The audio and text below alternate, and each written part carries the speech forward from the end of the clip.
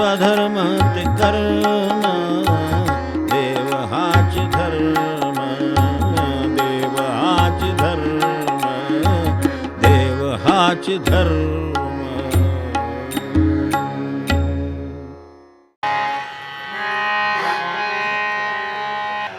कोमळ परिमळ रामाच्या स्त्रिया त्याच्या अनुसंधानामध्ये आहोत. जास्तीत जास्त ते पात्र प्रयत्न आपण करतो आहोत. वैखरीच्या मार्गाने तिकडे सुरू आहे. पुढे आपला सांभाळतो आहोत. हा सगळा रामाच्या जन्माचा निमित्ताने घडणारा सोहळा दरवर्षी तो घडतो. रामजन्म दरवर्षी होतो, आपला एकदाच होतो. तो दरवर्षी होतो याचं कारण दरवर्षी तो आपल्याला करावा लागतो. रात्री एकदा म्हणाले ते आपल्याला माहिती असेल की गुरुपौर्णिमा का केली, पौर्णिमा आली म्हणून केली का. तसं आपण ही नवमी आली म्हणून करणार आहोत का. त्याचं कारण आपल्याला माहिती असेल की ज्या वेळेला आपण हा जन्म करतो तेव्हा रामाचं स्मरण होतं, तो ताजा होतो, जिवंत होतो, त्याचं बाकी सगळं आठवतं. आता इथे रामायणात सांगायचं लागलं होतं, त्यातले कर्तव्याचे प्रसंग, अनेक गोष्टींचे प्रसंग आपल्याला आठवले असतील, गाण्यातून आठवले असतील, कशाच्या रूपाने आठवले असतील, कीर्तन प्रवचनाच्या निमित्ताने ते निघतील. हे सगळं होतं आणि रामाचा आपल्या हृदयामध्ये जन्म होतो. फक्त हा टिकत नाही. नवमी झाली दशमी येते, क्षयसला तर एकादशी येते. आपण पुढे दुसऱ्या होतं का की तो हळूहळू जसा बॅटरी उतरत जावी तशी अवस्था येते. ते आपल्या छोट्या बॅटरी असतात, त्यामुळे ते सारख्या इकडे ते जुन्याच्या डबेसारखे चार्जर नाही का मागत आपण, तसं ते मागून सारखे लावावे लागतात, ते चार्जिंग करावं लागतं. ते मनुष्य करतो त्याचं. पण या जन्माचं आणि त्या निमित्ताने होणाऱ्या स्मरणाचं आणि आपल्या होणाऱ्या चित्तशुद्धीचं स्मरण आपल्याला वर्षातून एकदाच करतो. म्हणजे पुरतं का नाही असं विचारायला हरकत सुरुवातीला की आपल्याला तो राम हिरवी आता जसा काही आठवत असेल, जसं काही त्याचं स्मरण होत असेल, तर तसं ते आपल्याला होतं का. होत नाही म्हणून तर नवमीची घालून दिलं आपल्याला किंवा हे करत राहिलं पाहिजे. निदान वर्षातून तरी एकदा तरी हे सगळं डोळ्यासमोर आलं पाहिजे, आठवण झाली पाहिजे असं. तर ते जसं उतरत जातं त्यात तसं हे उतरत जातं म्हणून करायची वेगळी ते. आणि त्या निमित्ताने ते एरवी टिकावं म्हणून जे आपण काही उपक्रम करतो त्यातला एक उपक्रम आज त्यांनी जो आखलेला होता तो रामाच्या कृपेने पार पडला, लिखित जपास. त्या निमित्ताने आपली सगळी इंद्रिय त्या रामाच्या चिंतनाकडे जावीत असा त्यांचा त्यामध्ये उद्देश असावा. आणि तो लिखित जपामागे असतो.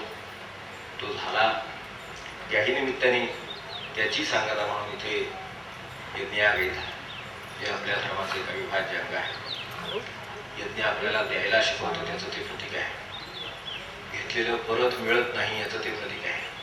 यज्ञाकडे बघितलं ते आपल्या लक्षात येतं की ते परत नाही आहे तिकडे आपल्याकडे. त्याचं येतं त्याचं वेगळ्या स्वरूपात येतं. देवीच्या व्यवहारामध्ये देवघेव आहे, यज्ञामध्ये देवघेव नाही या ते दिलं त्या देवतेने नेलं. तसं यज्ञाचा विपरीत आहे हा सगळा धर्माचा भाग. तर आपल्या नेहमीप्रमाणेच गप्पा होणार आहे, खरंच आहे. पण त्या या काही विशिष्ट गोष्टींना धरून व्हाव्यात अशी पण माझ्यासमोर त्यांनी इच्छा व्यक्त केली की रामाची सेवा करणाऱ्यांची इच्छा आहे ती शिरोधार्य सोडून त्या निमित्ताने या 2-3 गोष्टींच्या बद्दल फक्त आपल्याला सगळी कल्पना आहेच, फक्त स्मरण करायचा हा प्रयत्न आहे. जसं देवाचं स्मरण टिकवावं लागतं तसं ह्या सगळ्याचा अर्थाचं स्मरण सुद्धा टिकवावं लागतं. जसं आपण यज्ञाचं पाहिलं, तसं देवाचं पाहिलं, तसं स्वधर्माचं पाहिलं, तसं रामाचं पाहिलं, संतांचं पाहिलं, अनेक प्रकाराने या गोष्टींचं सारखं स्मरण देण्याची आणखी एका गोष्टीची गरज लागते, म्हणजे काय चाललंय ते समजून घेण्याची गरज लागते. समजून जर ते नाही घेतलं, आपल्या जर त्याचा अर्थ नाही लक्षात आला, तर ती गोष्ट एक तर फलदायी होत नाही, दुसरी गोष्ट आपल्याला ती वारंवार सातत्याने का करावी हे कळल्याशिवाय तसं अलीकडे कोण काय करायला तयार होत नाही. ठीक नमस्कार करा, का कशासाठी करायचं तर विचार. नाही केलं तर काय होतं, असं नाही का? बरोबर आहे ते, नाही केलं तर काय होतं. तर तसंच आपल्याला ते कळावं लागतं सर. तसंच याही गोष्टी आपण कळून घ्या, ह्या कशासाठी आपण करतो आहोत. त्यातले ह्या सगळ्या आहेत. आपण यज्ञ पाहिला, धर्म पाहिला, तर ज्याचा तो भाग आहे तो एक. तर इतका डोक्याला ताण घेण्याची गरज आहे का कळून घेण्याची? आपल्याला माहिती असेल तर शंकराचार्यांचं काही वाचून सेनापती बाबा एकदा विनोबांच्याकडे गेले आणि विनोबांना म्हणाले की हे शंकराचार्यांचं एवढं समजून घेणं, ज्ञानावर, ज्ञानात मोक्ष हा, ज्ञानादेव तो कैवल्यम वगैरे वगैरे, तर एवढं याच्या ज्ञानावर का ह्यांचा एवढा भर असतो? काय टाळक्यात शरद नाही म्हणले आपल्या, त्यांच्या काळातले शब्द होता, आपल्या काही टाळक्यात शरद नाही म्हणले. विनोबा म्हणजे टाळक्याचंच महत्व ना, तेच शंकराचार्य सांगतात. ज्ञान कुठं होणार, ते डोक्यातच म्हटले ते, त्याच सांगतायत ते की त्याच्यात ते प्रकाश पडल्याशिवाय पुढे माणसाला मोक्ष मिळत नाही. ती गोष्ट कळल्याशिवाय पुढे होणार नाही त्याच्याकडनं. तो आता कोणीतरी बंधन केलं, सत्य केली असेल तर करेल, पुन्हा तो घडणार नाही, कारण त्याला ती स्वतःला पटलेली नाही, आतून त्याच्याकडनं झालेलं आहे ते. त्याने नाम घ्या म्हटलं म्हणून मी घेतलं, ते उठून गेल्याबरोबर मी निघून गेलो लगेच. हे काय आहे? त्याचं कारण आहे की ते मला स्वतःला पटलेलं नाही किंवा कळले नाही, म्हणून ते म्हटले की शंकराचार्य एवढं समजून घ्या म्हणतात, तेवढ्यासाठीच घेतात की ते जर कळलं तर टिकेल, कळलं तर रुजेल. म्हणून आपण जे करतो आहोत त्याच्याविषयी आपण अवश्य शंका विचाराव्या. याच्यात धर्माचा अनेक गोष्टींचा संबंध येऊन गेला, देवाचा संबंध येऊन गेला. मनुष्याची आजची अवस्था हा खरा आपल्याला नेहमी चिंतेचा विषय असा, जर असेलच विचाराचा विषय तर आजची अवस्था असावा. पूर्वीची कशी होती, काय होती याचा सगळ्याच विचार करण्यापेक्षा आजची अवस्था कशी आहे आणि ती तशी का आहे, सगळ्यात चिंतेचा विषय काय असेल. तर या दृष्टीने आपण विचार केला तर आपल्या चित्ताची आजची अवस्था हा आपण विचार घ्यायला हरकत. आपल्या मनाची आजची अवस्था, आता इथे बसल्यावर रामाच्या समोर अंगणात छान असतं. एरवी कसं असतं की आपल्या चित्ताची काही असते, अस्वस्थता असेल, शांतता असेल, काय असेल ते असेल, ते सगळं म्हणजे आपल्या चित्ताची काही असते. ती तशी का आहे याची कारणं सुद्धा याच्यातच शोधावी लागतात. आणि ती आपले सगळे एवढे प्रयत्न असून सुद्धा वेगवेगळ्या मार्गाने मनुष्य तसा त्याला असं वाटत असतं की बाबा मी अमुक झालं म्हणजे माझं ते बरोबर काय जे असेल त्याच्यात ते एक प्रकारचं मनुष्याला स्वातंत्र्याचं मोठं प्रेम. आपण एसटीत बसलं असताना बघितलं असेल की आता आपल्याकडे तर जागा करून दिल्या त्याप्रमाणे ते चालू असेल कदाचित. समजा आपल्याला सोडलं असतं तर 2 सीटच्या कपड्यावर आतल्या बाजूला बसणारे किती लोक असतील, आले आणि 2 सीटच्या आतल्या बाजूला बसले, 3 सीटच्या मध्ये बसले, तसं शक्यतो नाही. आला मनुष्य की कोपरा पकडतो, त्याला तिकडे स्वातंत्र्य असतं, त्या बाजूला खिडकीतून स्वातंत्र्य मिळतं, ते त्याला मिळावं अशी त्याची इच्छा असते. समजा त्यातूनही समजा जर अगदीच अशी कल्पना करू की 2 सीटच्या कपड्यावर मनुष्य आला, बसला, डावीकडे बसला, उजव्या बाजूला समजा 3 सीटचं वाकडा आहे, त्याच्यामध्ये इकडे इकडे भरले जागा, तर तिथे मध्ये नाही जाऊन बसणार. तो 2 सीट मधलं दुसरे जे आहे ते पकडेल, तर त्यात निम्म पुन्हा स्वातंत्र्य आलं. आपलं काय चाललंय तेच चाललंय, ते काही दुसरीकडलं काही अजून ग्रंथातलं काय बघत नाही आपण. इतका मनुष्याचं काय आहे तर मला त्यातून आनंद मिळेल असं त्याला वाटतं. हे कशाच्या संदर्भात निघालं तर माझे स्वतःचे जे समाधानाचे प्रयत्न आहेत त्याची आजची जी माझी अवस्था आहे ती जर मला व्यवस्थित माहिती असेल तर ती मी काय समजून विचारायला सुरुवात केली होती. समजून घेण्याचा प्रश्न आहे, थोडासा आपल्याला डोक्यात त्रास आहे, पण हे सगळं करण्याचे प्रयत्न आपले चाललेले आहेत ते मुळात मला थोडंसं एक साधं एसटीचं उदाहरण घेतलं तरी मला थोडंसं स्वातंत्र्य मिळालं तर बरं होईल असं वाटतं. अडचणीत नको असं वाटतं. त्या मध्ये बसायला त्या 3 सीटमध्ये 3 सीटमध्ये मी बघितलं सगळ्यात शेवटी मधली जागा भरली जाते किंवा विशेष निघाला आपण एसटीने आलो तर त्यातली मधली सीट अगदी सगळ्यात शेवटी भरली जाते. ह्याच्यावर कळलं मनुष्य किती स्वातंत्र्य सुखी आहे. घरात सुद्धा आई वडिलांनी पसंत करून आणलेली मुलगी असते, ती राहते वर्षभर काय 6 महिने काय असेल, मग आपण वेगळं केव्हा व्हायचं असं साधारणपणे मनात येतं. सगळ्यांच्याकडेच परिस्थिती असते असं नाही, पण जरा मला म्हणजे आपण वेगळं राहतो बरं होईल, सगळ्यांचा त्रास होतो असं वाटतं. कारण का स्वातंत्र्याचा संकोच होतो. वेगळ्या शब्दात तेच असतं. स्वातंत्र्याचा माणसाच्या संकोच होतो, तो त्याला चालत नाही. ते झालं की मला समाधान मिळालं किंवा मला सगळं मिळालं असं वाटतं. मग स्वतंत्र झाल्यावर मनुष्य आनंदात असायला पाहिजे. खिडकीच्या कडेला जो बसलेला मनुष्य आहे तो म्हणजे परमानंदात असला पाहिजे. तसं काय नसते. पुन्हा कोण शेजारी येते का वाढवत असतो, गप्पा मारायला कोणतरी पाहिजे. म्हणजे पुन्हा त्याच्यात तेवढ्यावर लागत नाही. तिकडे बसलं तरी पुन्हा असं वाटतं की शेजारी कोणतरी येऊन बसा. मग त्याच्याशी पुन्हा मग तुम्ही कशा आला आम्ही कशा आला कुठं सगळं ते सगळे पुन्हा गप्पा मारायला. म्हणजे पुन्हा तेवढ्याच नुसत्या स्वातंत्र्यावर बघत नाही. मला वाचेचं सुद्धा ते जे काय मिसळण्याचं वाचेचं काय विषयांचं काय ते सगळं स्वातंत्र्य पाहिजे. ते मिळाल्यानंतर हे सगळं होणार. स्वातंत्र्य आपण इतके प्रयत्न करून खऱ्या अर्थाने आजपर्यंत स्वतंत्र झालो का? अनेक बाजू इथं धर्माचाही संबंध आहे, सगळ्याचा संबंध आहे, त्याचा विचार करायचाच आहे पुढे. पण आज घरात समजा म्हणजे अनेक बाबतीत विचार करू आपण. साधं एक छोटंसं विचार. घरात खोलीत एक दिवशी पडून राहतो कॉट. आता काय पडूनच असतं त्याच्यामुळे ते फार चांगलं आहे.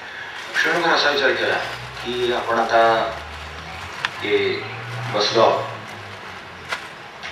समोर माझ्या लॉफ्ट आहे, त्याच्यावरती बॉक्सेस ठेवलेले, बाजूला बॅग आहेत, फॅन आहे, ट्यूब आहे, रेग्युलेटर आहे, स्विच आहे, फोन आहे, वायर आहे, शेजारी मोबाईल आहे.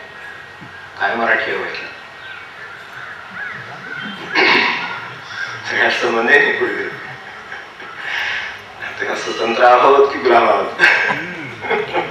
ते राज्य गेलं तर 5 वर्ष झालं. पण माझ्या नेहमीच्या वापरातलं मला सांगा काय माझं मराठी आहे असं विचार. आपण आता सगळे बसलो आहोत इथेच आहोत म्हणून मी त्या भाषेमध्ये बोलतो. थोडंसं आपण या पातळीवर बोलू की काय त्यातलं वाटतं. Fan, switch, cot, table, tube, wire, काय ते सगळं वरती बॅगा, लॉफ्ट, काय नाही. एक मराठी शब्द उच्चारला जात नाही एवढ्या शब्दामध्ये. काय एवढं काय आपली आपण पाणी भरते घरामध्ये इंग्लिश अशी का परिस्थिती आहे आपली. वाक्य सुरू केलं तर शेवट तरी जाईल का नाही शंका वाटते. मला तरी वाटते बाबा असं वाटते की म्हणून सुरुवात वाक्याला गेली तर शेवटपर्यंत जाईल का नाही शंका वाटते. पण fan, cot, tube, table, loft काय स्वातंत्र्याची गोष्टी कोणा अनेक बाजूने विचार करा.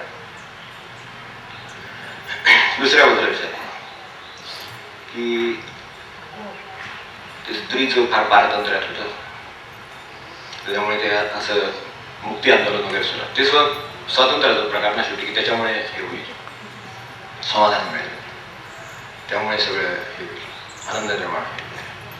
आहे थोडंफार त्यात म्हणण्यात तथ्य होतं त्याप्रमाणे ते पण झाले. मग संपला का प्रश्न. पुरुषांचा निर्माण होतो त्यांना स्वतःचा निर्णय घेता येत नाही. ते काय म्हणतील ते करावं लागतं घरात. म्हणजे ते जे काय आहे ते असं काहीतरी स्वातंत्र्य पारतंत्र्याची सुद्धा गडबडच चालू आहे.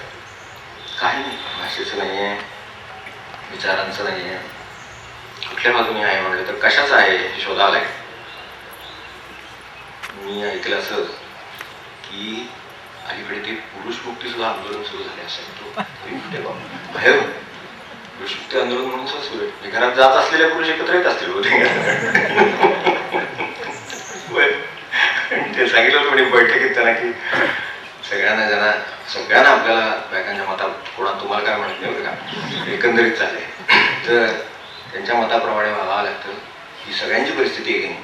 हात वर करा म्हटलं सगळ्यांनी वर केला, एकांनी वर केला असं म्हणता बुवा. तुला विचारलं हा माणसाकडे आहे काहीतरी, तो म्हणाला मला विचारावं लागेल.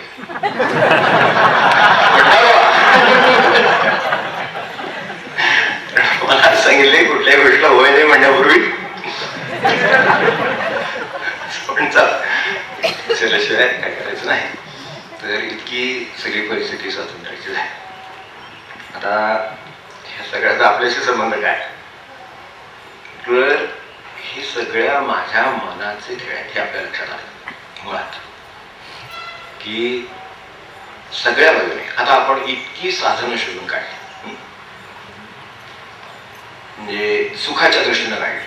मनुष्याने पैशाच्या मागे लागले, काय वस्तू मिळाल्या, जमिनी संपादन केल्या, नाना प्रकाराने करायचा प्रयत्न दुसऱ्या बाजूने बघूया.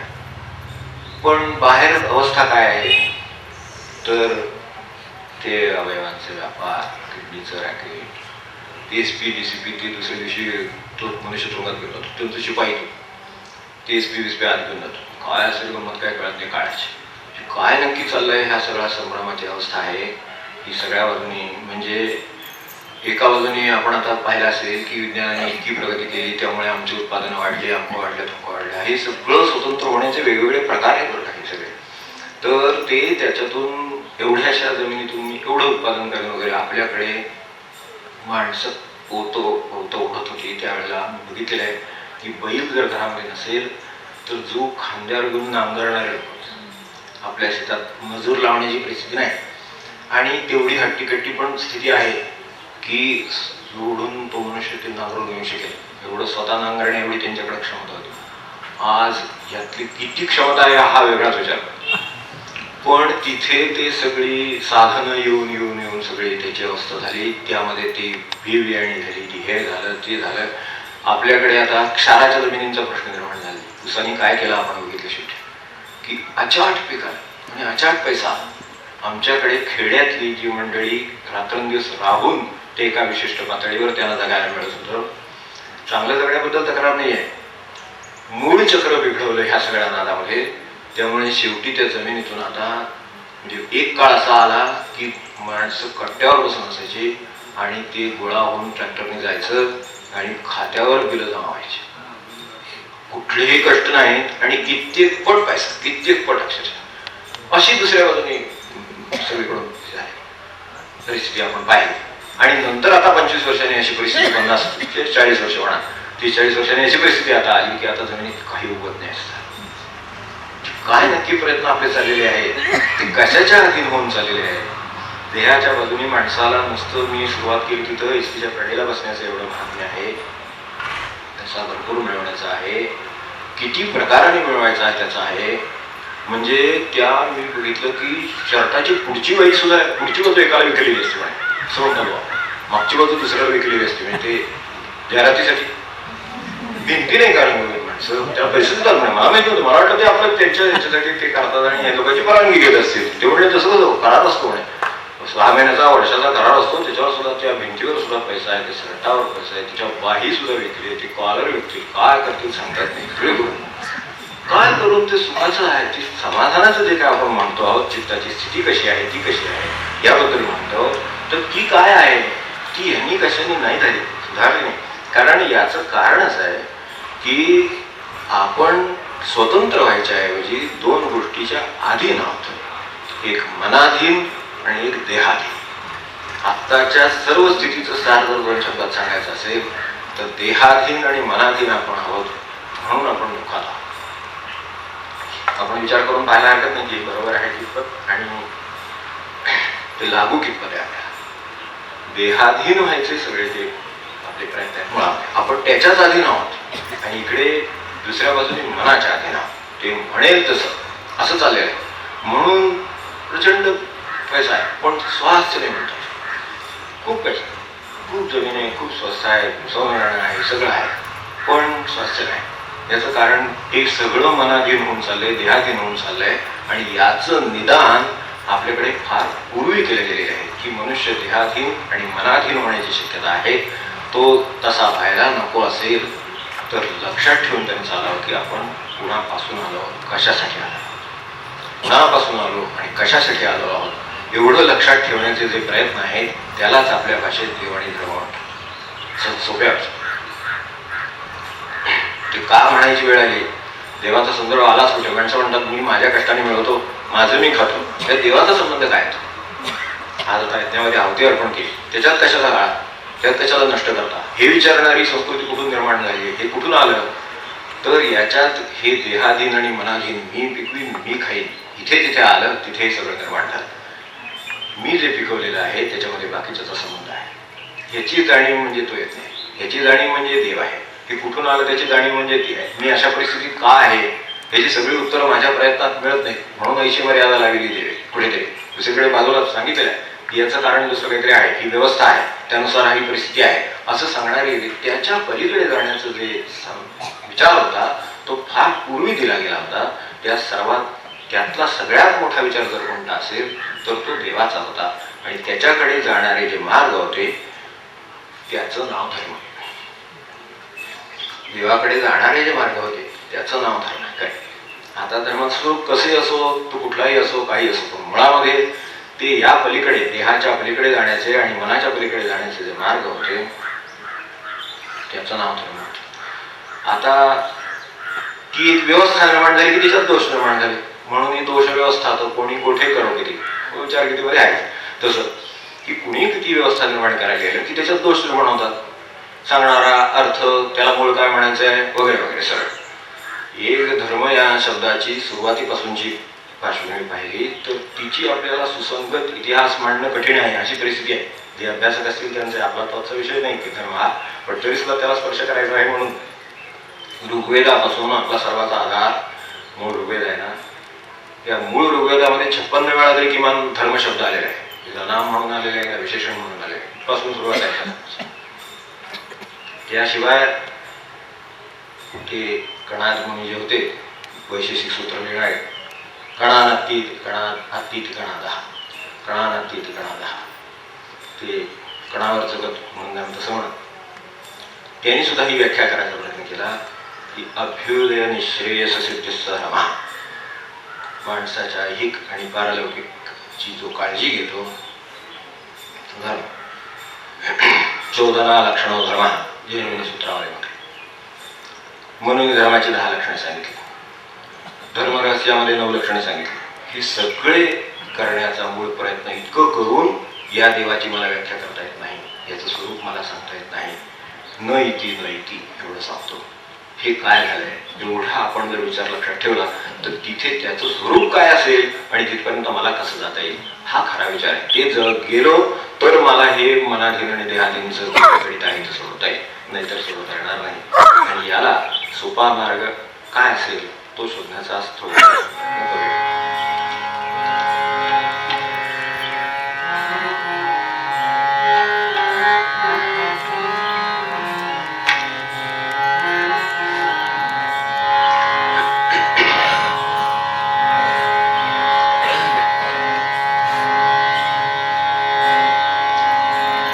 आपल्या पदावलीत नाहीये, त्यामुळे जरा दोघात ऍडजस्ट करून घेतो तो बरोबर.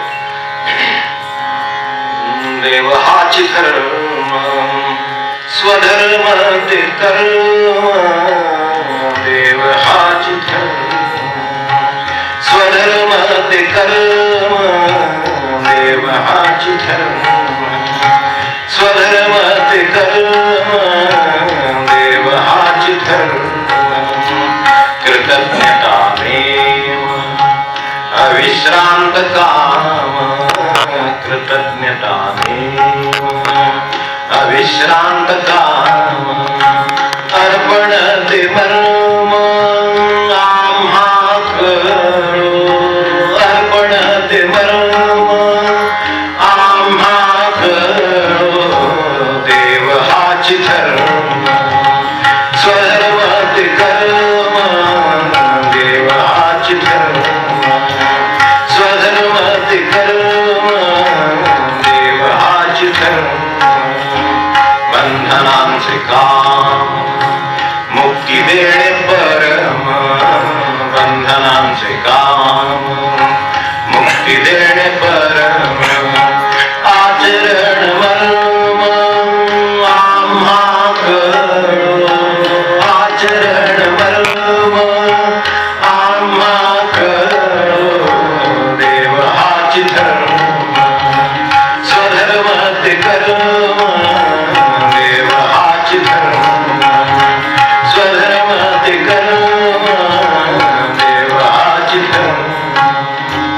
राम हा विश्राम नाम हेच धाम, नाम हा विश्राम नाम हेच धाम, वृत्यंतर मर्म आम्हा कळो, वृत्यंतर मर्म आम्हा कळो, देव हाच धर्म स्वधर्म ते कर्म, देव हाच धर्म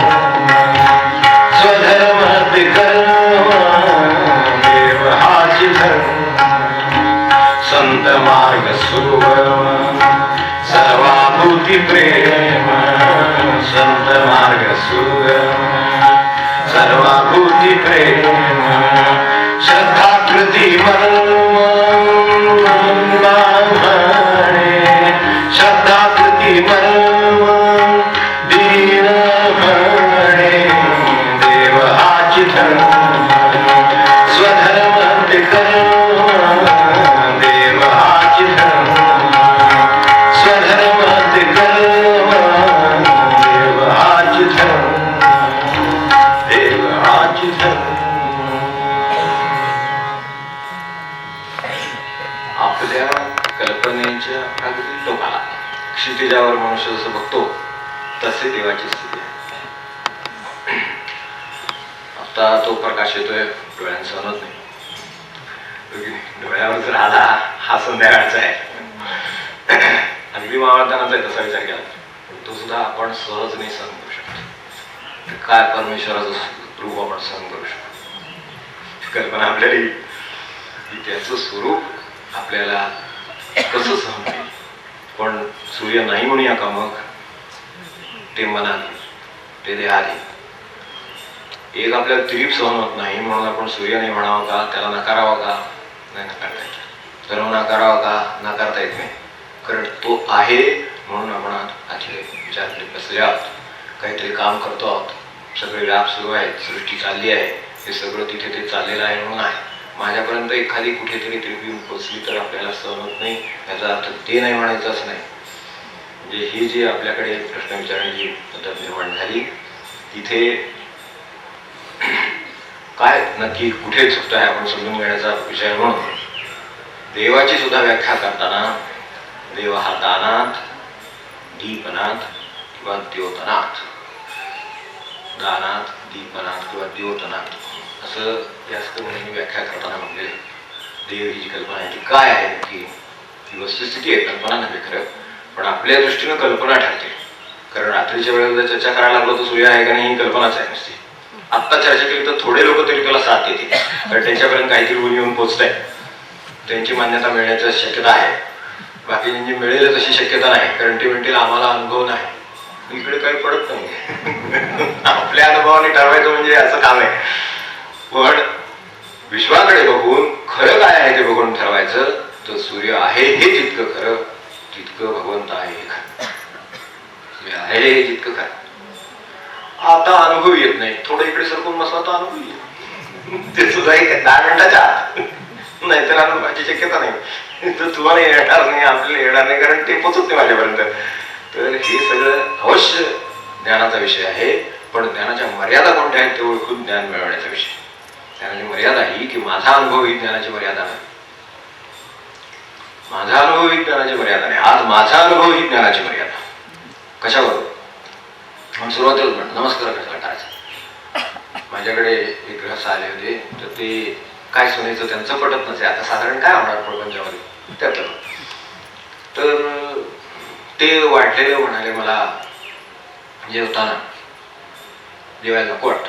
सुनायचे समजा 4 शब्द कानावर जर आता कसे असतील आपल्याला माहिती आहे. जाऊ दे प्रपंचामध्ये असं होतं आपण काय करीत नाही तसं पण तर तसं होतं काहीतरी की त्या सगळ्या जगाशी चांगल्या होता ती सगळ्या जगाशी चांगली होती माझ्याशी तसं ते असं काहीतरी होतं. आणि ती म्हण जेवताना हे कठीण होतं. मी म्हटलं ते महाराजांचे फार निकटचे भक्त आहेत बरं का.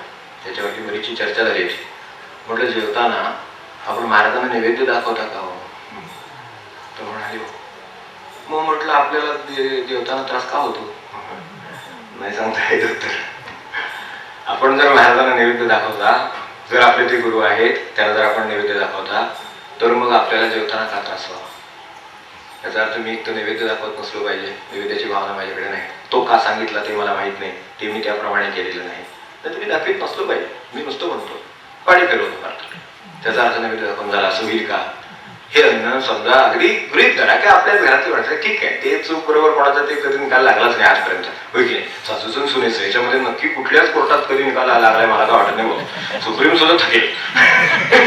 सुप्रीम झालं तरी थकेल असं तो प्रश्न आहे. काय चूक करत नाही तो तसं काही निकाल लागल्याचं आपल्याला काय माहित नाही. पण आपल्याला एवढं माहित आहे की हे जसं अन्नाचं आहे आता सांगितलं सांगितलं हे तिने दिलं, मान्य आहे, परिस्थितीमध्ये कदाचित आपल्याला ते वाटायला आलं असेल, ते आपण घेत असू. चूक बरोबर माहीत नाही, बोलताना त्यांचं चुकत असेल किंवा बरोबर असेल हे माहीत नाही, पण ते अन्न मी महाराज तुम्हाला सद्गुरू आपल्याला दाखवलं, रामा तुला नैवेद्य दाखवला. मग आता तो नैवेद्य गोड की तिखट की वाईट की काय, तुरट की कडू, रामाचा प्रसाद कडू कधी झालाच नाही. मग माझ्या गुरूंचा प्रसाद किंवा माझ्या सद्गुरूंचा प्रसाद हा कसा वाईट ठरेल जीवायला, पण आपण ते ओळखलं नाही म्हणून तसं झालं. या सगळ्या दृष्टीनं माझा अनुभव हे प्रमाण आहे. मला थोडंसं विचार करावा लागेल की माझा अनुभव ह्या नैवेद्यापुरता तरी खरा आहे का, हा नैवेद्य खरा आहे का, हा माझा अनुभव आहे ना, नैवेद्य मी घडलं दाखवतो ना महाराजांना, हो म्हणजे दाखवतो. मग म्हटलं पुढं कसं आपल्याला त्रास होतो, म्हणजे याचा अर्थ माझ्या नैवेद्यापुरता सुद्धा माझा अनुभव तिथं खरा नाही, त्याच्यावर मी विचार केलेला नाही, तर मी ह्याला चूक त्याला बरोबर कसं ठरवणार असा प्रश्न आहे. तर या दृष्टीनं आपल्याला धर्माने तरी काय शिकवलं नक्की, यामध्ये धर्माचा संबंध कुठे आला, तर यात जी आता आपण कडवी वाचली आहे म्हटली त्याच्यामध्ये 3 गोष्टी धर्माच्या महत्वाच्या आहेत. एक म्हणजे कृतज्ञता हे माझं काम, दुसरी गोष्ट कृतज्ञतेपोटी बंधन स्वीकारणं हे माझं कर्तव्य आहे. कृतज्ञतेपोटी बंधन, मला कोणी घातलं म्हणून नव्हे, कंपल्शन केलं म्हणून नव्हे, नियम आहे म्हणून नव्हे, कृतज्ञतेपोटी स्वीकारलेलं बंधन.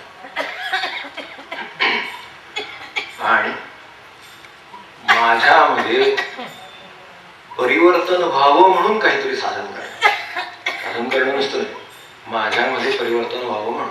मी जो देहाधीन मनाधीन आहे तो मी तसा राहू नये आणि मला खऱ्या आनंदाचा लाभ व्हावा म्हणून माझ्यात जे परिवर्तन व्हायचं त्यासाठी जे करायचं ते साधन. आता इथं आपल्याला साधन नाम आहे, सोपं आहे, रामाचं नाम सगळ्यात सोपं, सर्वांना मान्य आहे म्हणून आपण ते करतो. असं ह्या आपण 3 चरणामध्ये आपण पाहिलं असतं. तर ही बंधनं घालून देण्याचं काम या मुख्यतः धर्माने केलं, म्हणूनच धर्माविरुद्ध बंड होतो, कारण का तो नियम घालतो. मला सांगा, साधा आपण जे आता शहरामध्ये राहतो, एक वाहतुकीचा नियम जर नाही घातला तर वाहतूक तरी चालेल का, बाकीचा विचार क्षणभर दुसरा आपल्यालाच ऑफिसला जाता येणार अशी गोंधळ निर्माण.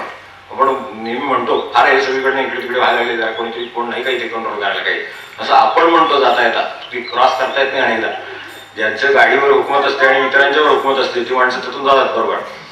काही काही चौक असे येतात ना ते स्वतः लोकांच्यावर पण असते, ते आले की लोक जाऊ देत म्हणतात खूपच त्याला जाऊ देत. हे काय जे चौकात घडतं त्यावेळेला जो सरळ मार्गे जाणारा मनुष्य आहे किंवा ज्याला हे एवढं सगळं कौशल्य नाही, अशी फार क्वचित असतील, तर त्याला असं वाटतं की इथे सिग्नल का नाही, इथे का नाही. सिग्नल म्हणजे आपले धर्मामध्ये असे वेगवेगळे सिग्नल केले, या पद्धतीने जावं या पद्धतीने जाऊ नये असं सांगितलं. आणि त्याचा उद्देश काय, आपली तक्रार कशाबद्दल आहे तर त्याच्यातल्या बंधनाबद्दल आहे की मला हे असं डावीकडनं जावं लागतं ह्याबद्दल आहे. पण दुसरा डावीकडे जातो, मी डावीकडे गेल्यामुळे तोही डावीकडून जातो, हा माझा फायदा आहे, कारण ह्याच्यामध्ये तोही त्याच्या मुक्कामाला पोचतो आणि मीही माझ्या मुक्कामाला पोचतो, दोघे मिळून तिथंच मुक्काम करीत नाही. हा बंधनाचा फायदा नाही, तो दोघांना तिथंच मुक्काम करावा, त्यालाही असं मधून जायचं मलाही मधून जायचं, तर तसं जमणार नाही. हे साध्या वाहतुकीत आपल्याला जर घडत असेल तर बंधनाच्या बद्दल आपली तक्रार मन का करतं, तर ते मनाच्या विरुद्ध आहे.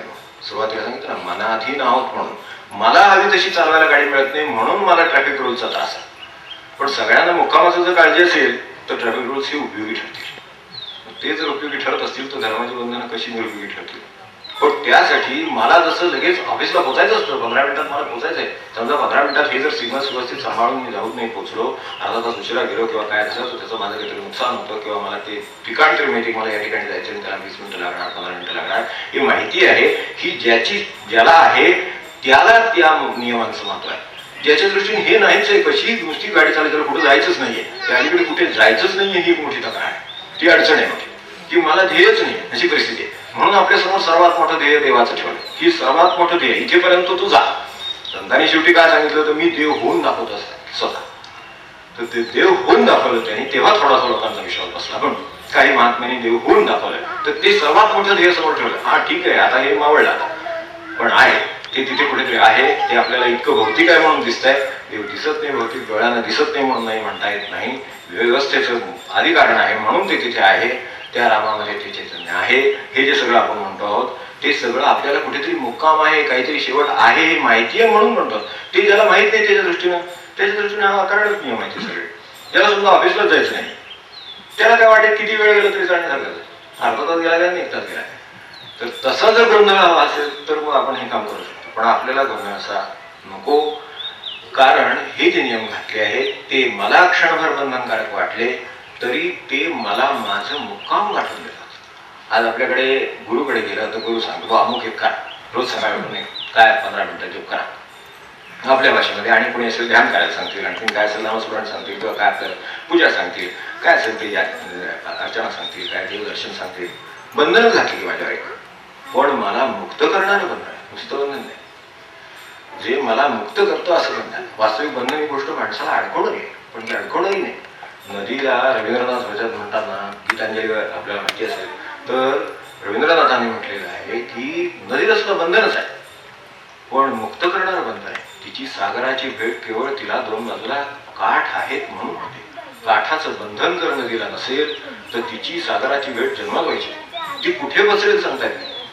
मनुष्य सुद्धा कुठे बसरेल सांगता येत नाही. आज नाहीतरी परिस्थिती हीच आहे की मनुष्य कुठे बसरलाय, जमिनीपोटी जमीन, पैशापोटी पैसा, ते लोकसंग्रहापोटी लोकसंग्रह, काय तरी सुटेल, कुठे पसरेल सांगता येत नाही. कारण त्याचं ती काठाचं जसं नदीला बंधन आहे म्हणून ती त्यातून राह जातोय, पुढे पुढे तो पुढे जातो आणि त्याला शेवटी कुठेतरी त्याला सागराचं जे ध्येय आहे तिथपर्यंत नेण्याची क्षमता त्या बंधनामध्ये आहे.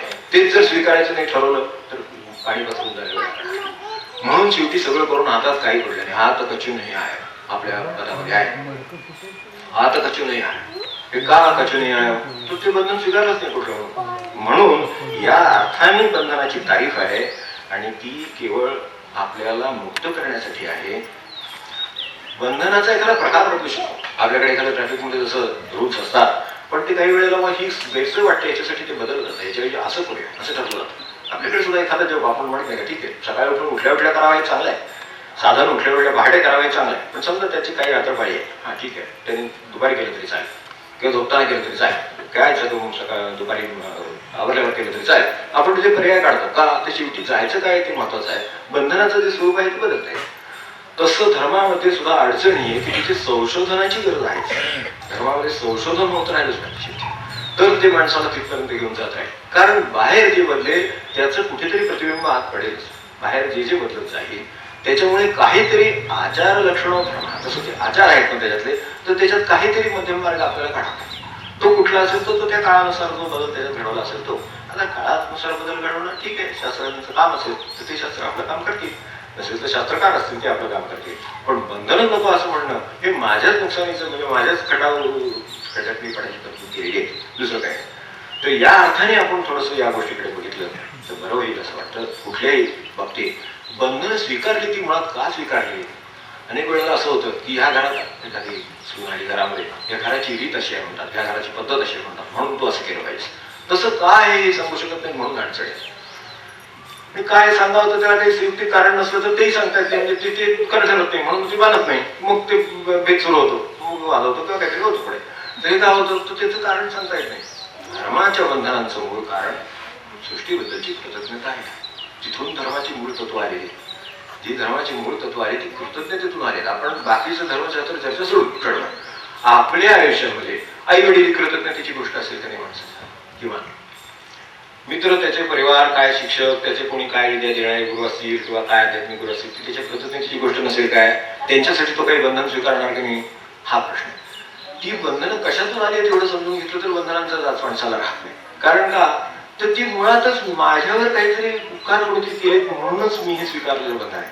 मी जप का करतो, महाराजांच्या माझ्यावर अनंत उपकार आहेत म्हणून जप करतो. यापेक्षा जप करायला दुसरं या बंधन स्वीकारायला गरजच नाही कुठल्या कारणाची. ही त्यांनी मला सांभाळलं.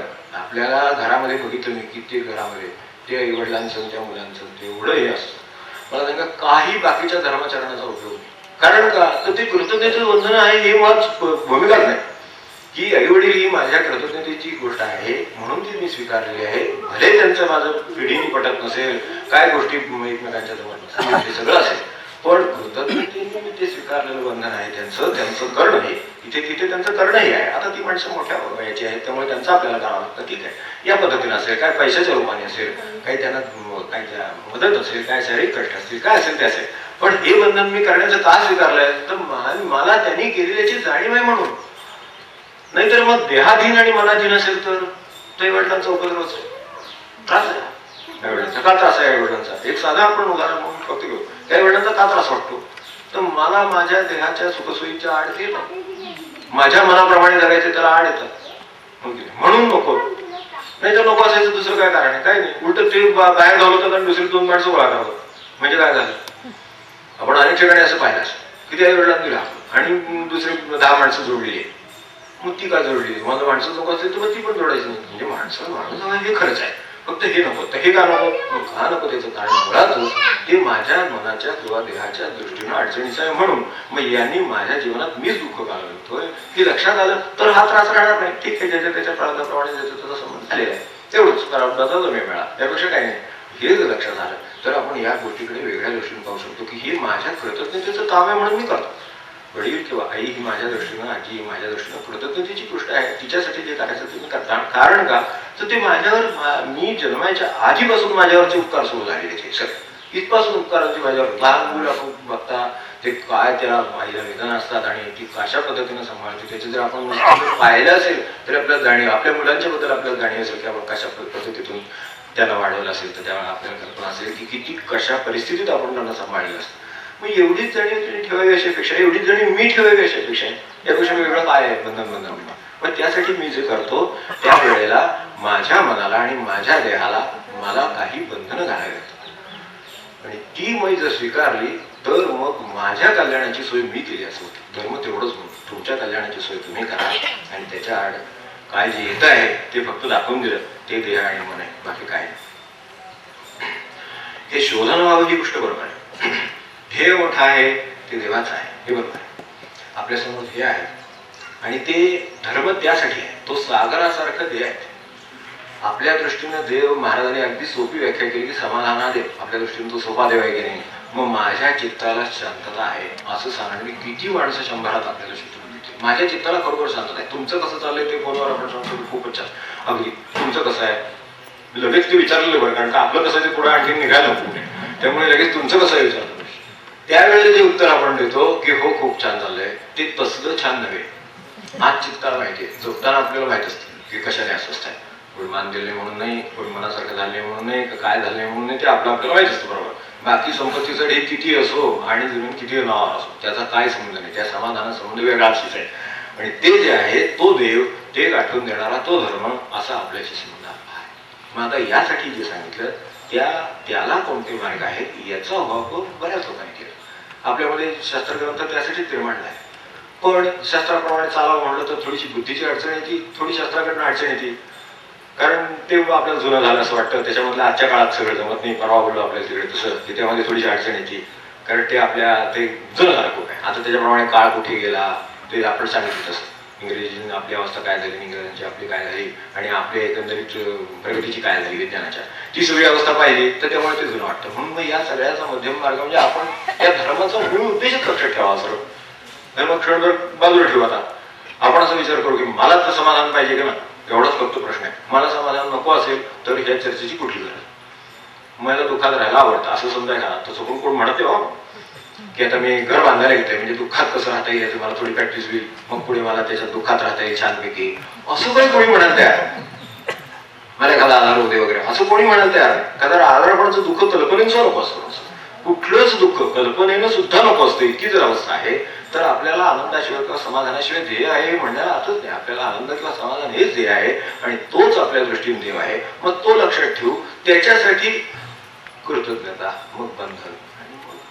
आता त्याच्यासाठी लागणारी गोष्ट ते म्हणजे मनाला आणि माझ्या देहाला काहीतरी बंधन देणारी त्याला साधना होती.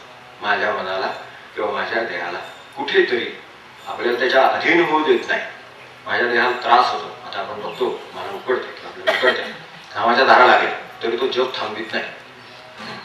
ती तिथं बसली त्यांना आता ती तिथे उकडते, आत खूप घाम फुटते आत करून, पण त्यांची धानमाळ थांबत नाही. किंवा त्याची ज्याची वेळ झाली तो जाऊन तिथे बसलेला आहे, पण त्या अखंड जप चालू राहायला पाहिजे. हे माझे देहाचं बंधन तोडण्याचे आणि मनाचं बंधन तोडण्याचे प्रयत्न आहेत. हे आपल्यापर्यंत आपले आहेत. आपल्यापर्यंत जेव्हा आपण हा प्रयत्न करू तेव्हा त्याची साथ आपल्याला मिळते. त्याचं उत्तर समाधानाच्या रूपाने आपल्याला मिळतं. म्हणून खूप ठिकाणी काही पैसा नाही, काय व्यवहाराची गोष्ट नाही, काय लौकिकदृष्ट्या अर्धी बकरी असेल घरामध्ये, पण समाधान मात्र ताणतं असं आहे. आणि लौकिकदृष्ट्याने तर ढीग लागलेले आहेत, पण माणसं एकमेकांचं तोंड बघायला त्यांनी घरातलीच एकमेक माणसं एकमेक करून बाहेर कधी जातो याची वाट बघत असतात. अशी अवस्था का निर्माण होते? तर ती ही सगळी बंधनांचं आपण स्वरूप समजून घेतलेले म्हणून होते. म्हणून आपण एवढंच एकदम लक्षात ठेवावं असतं की यासाठी आपल्याला एकदम जे मधलं धर्माची बंधन आहेत आणि त्याचे जे सगळे मार्ग आहेत त्याच्याही पलीकडे तो धर्म शेवटी तो मला देव गाठून देण्यासाठीच आहे ना. मग देव म्हणजे माझं समाधान ना. मग समाधानासाठी जे बंधन मला घालून दिलं जाईल ते मी स्वीकारेन. समाधानासाठी जे बंधन येईल ते स्वीकारेन. समाधानासाठी काही बंधन येतातच. आता कृतज्ञता हे साधा एक विचार घेतला. आता कृतज्ञतेतून किती गोष्टी आपल्या वाट्याला येतात. मनुष्याचे म्हणजे आणि धर्म सुद्धा शेवटी हेच सांगतात, पुत्राचा धर्म. आता इथे रामाच्या मंदिरामध्ये आपण बसलो, सगळ्या प्रकारचे धर्म पालनाचे जे आदर्श आहे, आदर्शांचे धाम म्हणजे तेच. आता त्याला त्याच्या म्हणजे काय आश्चर्याची गोष्ट आहे बघा की आपल्याकडे ते एसटीडीचे वाद बघतो आपण. घरातलीच दोन माणसं, तो मुलगा आणि काय हे वडील, ते दोघं कोर्टात जातात किंवा ते दोघंही मुलांच्या त्या एसटीडीवर असं होतं ना. म्हणजे इतकं असून नसलेल्यांचे प्रश्न काय असतील याची कल्पना केलेली बरी नसती, पण ज्यांच्या आहे त्यांची ही अवस्था आहे. आणि दुसऱ्या बाजूला आपण याचं पाहिलं असेल त्या यक्षाच्या कथेमध्ये, महाभारतामध्ये यक्षाच्या कथेमध्ये जेव्हा त्यांनी पाणी प्यायला गेले ती सगळी गोष्ट आपल्याला माहिती आहे. तर शेवटी जेव्हा त्या धर्मराजाच्या उत्तराने यक्ष प्रसन्न झालेला आहे आणि वर मागतोय पण एक भाऊ जिवंत करायला सांग, त्यावेळेला तो सहदेवाला जिवंत करायला सांगतो. त्याला जिवंत, कारण तो त्याच्या आईचा फार लाडका होता. अर्जुन वास्तू गेला वाचवी, तो जिवंत कर वास्तविक त्याला हा संधी आहे. कोणाला जिवंत कर म्हटले आहे, पण ते करताना स्वतःच्या सुरक्षिततेची काळजी नाही, तिची काळजी आहे, दुसऱ्या आईची काळजी आहे की तिचा लाडका मुलगा आहे तो तिला मिळावा किंवा ते काय ते असेल तिला समाधान मिळावं याच्यासाठी निवडताना त्याची निवड केली. मला सांगा इतकी काळजी देणाऱ्या धर्माची स्थान काय असेल जीवनामध्ये, आणि आपली स्थिती आपली एकमेकांच्या बद्दलची काय असेल याचा आपण आपल्या मनाशी विचार केला तर या सगळ्याचं. आणि त्याला ती कृतज्ञता आहे, आई एवढी कृतज्ञता त्याला ह्या आईबद्दल आहे, तीच कृतज्ञता वडिलांच्या बद्दल आहे, ती कृतज्ञता इथे सुद्धा तीच कृतज्ञता आहे. म्हणून राम वनवासी आहे.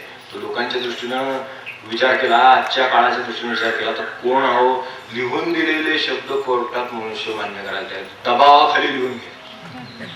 काय गमतीतून ते काय कळत नाही. माझ्याकडून दबावाखाली लिहून घेतलं, काल एक आज एक परवा एक तेव्हा एक असं चाललेलं असतं. आपण बघितलं असं रोज पेपरवर वाचणारे लोक आहेत.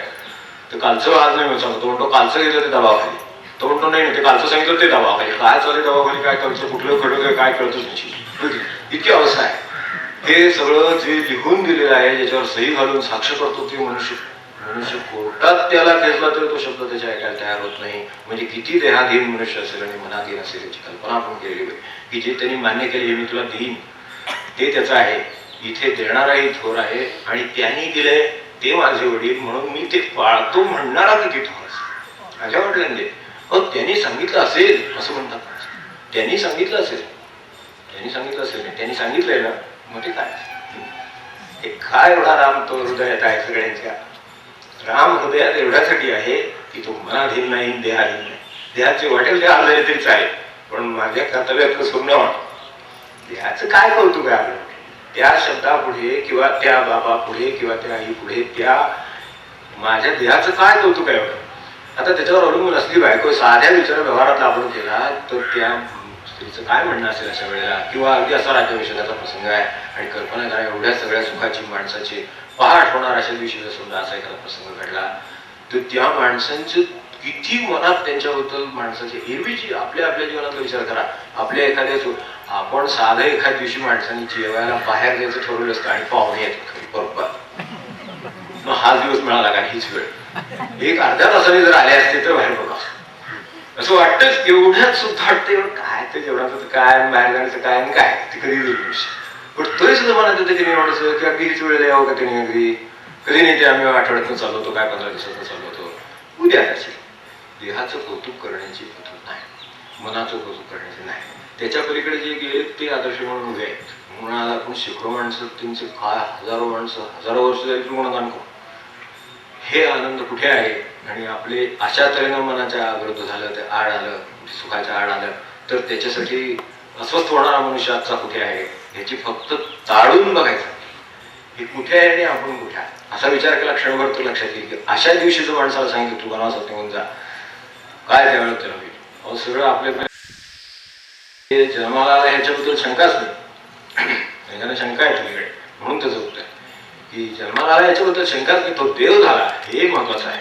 जन्माला आला, जगला, सगळं प्रत्यक्ष आचरून दाखवलं आणि म्हणून तो देव झाला. संतांना जसं म्हणतो आपण, संत आम्हा परी देई आले, पुढे पाहता देवचित आहे, हे सगळं जगून दाखवलं म्हणून त्याची एवढी किंमत आहे.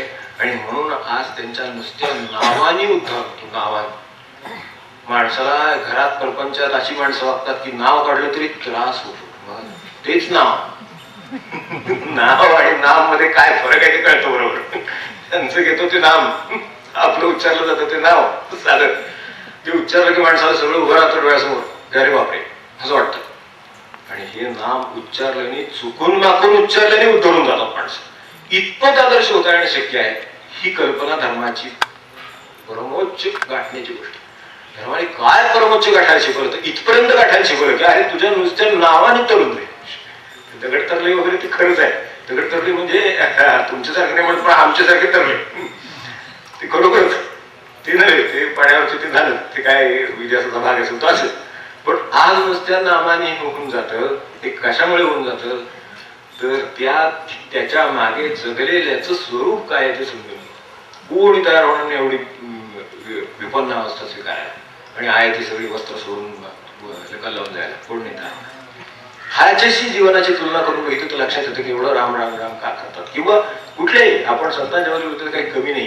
यात शेवटी जे आपल्या आत्ताच्या भागामध्ये जे शेवटी आहे त्या संतांचं हे बघू आपण, ते काय म्हणतात ते संत मार्ग सुगम. संत मार्ग सुगम का? धर्म मार्ग थोडासा कठीण आहे की एक तर कळायला कठीण जातं, सांगणाऱ्याची भाषा त्या काळात. आज अर्थ लावायला गेलं तर याचा प्रश्न येतो, शास्त्राचा प्रश्न येतो की ते जे शास्त्रकार आहे त्याचा अर्थाचा बद्दल भेद आहे, अशी परिस्थिती आहे. पण संत तर आपल्या काळातले ह्याच्यात जे संतांच्या बद्दल म्हटले तेवढ्यासाठीच म्हटलं या पदामध्ये की संत मार्ग सुगम, की जो देवच गाठून देतो साक्षात, तो जे आचरायला सांगतो ते धर्म असतं. संतांच्याकडे सोय ही आहे. आपल्याला इकडे धर्म आचरायला पाहिजे मग देव मिळणार अशी परिस्थिती आहे. इथे ते आचार्याला जे सांगतात ते केलं तर देव भेटेल अशी परिस्थिती. तो धर्म तयार होतो अशी परिस्थिती. संत सांगतात तो धर्म होतो. ही संतांची थोडी आहे. दुसरी गोष्ट आपल्या दृष्टीने अशी आहे की ती आजच्या काळातली. आपण ज्या काळामध्ये जगतो आहोत, महाराज त्या काळात जगलेले आहेत. इथं ज्यांचे अनुग्रह आहे, डॉक्टर जोशी आहेत, त्यांचे गुरु आहेत, जे राणे आपण दादाच्याकडे बसलो त्यांचे, हे आजच्या काळातली मंडळी आहेत. स्वामी आहेत, जंबे स्वामी आहेत, आजच्या काळातली मंडळी आहेत. ही सगळ्यांनी जगून प्रत्यक्षात जगून सांगितलेलं आहे. त्यामुळे ते जो अनुभव देतात, ते जे वचन सांगतात ते प्रत्यक्ष जगलेलं असतं. म्हणून आणि त्यातही पुन्हा असं आहे थोडंसं, स्वामी रामदास म्हणायचं तसं की आपोआप मेणबत्ती पेटत नाही, तसं होतं. ग्रंथ जवळ आणून निर्माण होत नाही, संत जवळ आला की होतं. किती पेटती असते गाडी. You need a burning wick असं म्हणलेलं. To light a wick you need a burning wick. Light a candle you need a burning wick. ती तुम्हाला दुसरे जळणारी गोष्ट लागते की जी त्याला लावून तुम्ही एक साधी जरी काडीपेटीची काडी घेतली तरी ती ज्योत पेटवायला येते. ती पेटलेली ज्योत असते, ती तुमची समय किंवा काय असेल ती लावते, ती मेणबत्ती लावते. तर त्या ह्या मेणबत्त्या आपल्या लागायला ते जिवंत संत, म्हणून संत मार्ग हा सुरू, कारण ते जिवंतच आहे. जवळ आलं तरी नुसतं महाराजांच्या जवळ ते शास्त्रार्थ करायला गेलेले नाही का, ते महाराज भजनामध्ये त्यांना स्पर्श केला वगैरे नसतं. भजनात सहज त्यांना हात लागला, ते नाचायला लागले, ते शास्त्र बाहेर बाजूला वादविवाद छान सगळे विषय निघूनच गेला सगळ्या डोक्यात. ते काय जे सगळं अवलंबर होतं ते सगळं तेव्हा निघून गेलं. तेव्हा हा प्रत्यक्ष धर्म जगलेला ज्यांनी ते संत असले आणि ते पुन्हा आपल्याला अधिक जवळचे, ते काळाच्या दृष्टीने त्यांना आपल्या मर्यादा बरोबर ठाऊक आहेत. माझ्या ज्या अडचणी आहेत, मी आज ज्या जीवनात जगतो त्याचं सुरुवातीलाच वर्णन केलं की आज माझं काहीच मी ज्या खोलीत झोपतो तिथे बरोबर समोर उभं राहिलं तरी माझ्यासमोर माझा मराठीतलं काही नाही, इतकी माझं काहीच नाही अशी परिस्थिती आहे. एक भाषेची सांगितली ती सगळ्याच बाबतीत आहे. तर तसं आहे, विचार नाही, भाषा नाही, वेश नाही, उषा नाही, का आहे माझ्याकडे माझं अशी परिस्थिती आहे. अशी अवस्था त्यांना माहीत आहे, तरी सुद्धा त्यात ते मार्ग काढतात. हा इतकं आपल्याला खाली येऊन कोण सांगत नाही, ते संत सांगतात. म्हणून संत मार्ग हा सुगम. सांगड घालून देतात, मला ज्या अडचणी आहेत, मी अशा अडचणीत आहे, आता काय करू. म्हणजे महाराजांच्याकडे जसं मला वेळ नाही, बरं मांगोळीच्या वेळेला तुम्ही काय करता, की नाम घेण्याची वेळ चालेल. म्हणजे इतकं खाली सांगड घालून दिलेली आहे, अजिबात वेळ नाही त्याला. कामापुढे इतकं कामात आहे, नामस्मरण केव्हा करू, ठीक आहे तुला अजिबात वेळ नाही, आंघोळ तर करतोस रोज चालेल, आंघोळीच्या वेळेला जाताना सुरू कर, आंघोळ संपली की बंद कर, बस. ह्याच्यापेक्षा सांगड खाली घेऊन काय करायची. इतका मनुष्य बिझी आहे मला सांगा. कोपऱ्यात चौकावर मनुष्य भेटला तर तिथं गप्पा मारत राहतो, तो अर्धा तास राहतो, पण त्याला वेळ नाही असं सांगतो. ठीक आहे, तेही त्यांना कळतं, पण तरी सुद्धा ते म्हणतात ठीक आहे त्यातही तुला वेळ नाही ना, बस चालेल आंघोळीच्या वेळेला कर. म्हणजे हे जे आहे हे सांगणार कोण सांगणार आपल्याला. तेव्हा आम्ही जसे आहोत, जशा आजच्या परिस्थितीत आहोत, तशापर्यंत सर्व धर्माची तत्व आपल्याला मिळतील आणि आपल्याला देवप्राप्ती होईल याची काळजी ते घेतात. म्हणून संत मार्ग सुख. एखादा धक्का पडतो, संतांनी दिलेला एखादा धक्का सुद्धा पडतो, आपली जबाबदारी असते नाही असं नाही. इथे आता त्यांनी मला त्यांच्या गुरूंची आठवण करून दिली. डॉक्टर के जोशी त्यांनी स्वामींचं चरित्र लिहिलं, त्यांनी स्वामींचं अनेक खंडा 12 खंडामध्ये चरित्र लिहिलं. तर त्यांचे स्मरण झालं नाही असे त्यांनी तैलिंग स्वामींचं चरित्र लिहिलं, आपल्याला माहिती आहे. तर स्वामींच्या चरित्रामध्ये आहे की कलकत्त्याच्या कोर्टामध्ये, हायकोर्टमध्ये जज होते, न्यायाधीश. इंग्रजी विद्येचा प्रभाव पडला आणि हे सगळं झूट वाटायला लागलं स्वाभाविकपणे.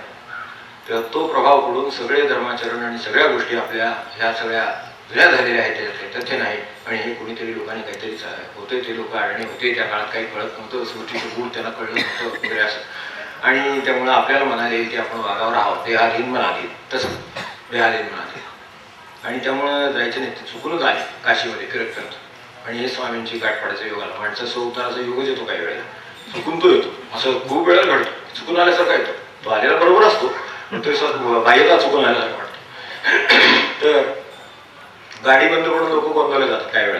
तिथून गाडी बंद पडली नेमकी, म्हणून इथं जवळ मोठ्या म्हणून काय बघायला गेलं, काय बघायला गेले ती गेलीच, पुन्हा आलेच नाही, नाम घेऊनच आले. ही परिस्थिती कित्येक सद्गुरूंच्या बाबतीत झाली दिसते. तर तसं थोडंसं यांचं झालं. तर ते तिथं बघायला म्हणून गेले. हे काय तिथे कोणतरी मोठ्याने कोणतरी स्वामी आहेत म्हणून बघायला गेले होते त्यांच्याकडे. तर तिथे अजिबात नमस्कार करणार नाही म्हणून उभे राहायचे. आता तिथेच होते ते, ठीक आहे त्यांच्याबरोबर माणसं होते, ह्याला कोण सांगणार. आणि हे पुन्हा अशा प्रवृत्तीचे खाण्यापिणं नाही, काय नाही, कशाचं काही पाळणार बंधन नाही, कसलं काय कसलंही बंधन पाळणार नाही, अशा स्वरूपाचा मनुष्य. तर ते तिथं ते म्हणून ते नमस्कार करतील वगैरे काही शक्यता नव्हती. फक्त तिथं त्यांना नमस्कार करायला एवढी गर्दी होती, ते गर्दीमध्ये त्यांना धक्का लागला, ते बाहेर पडले त्यांच्या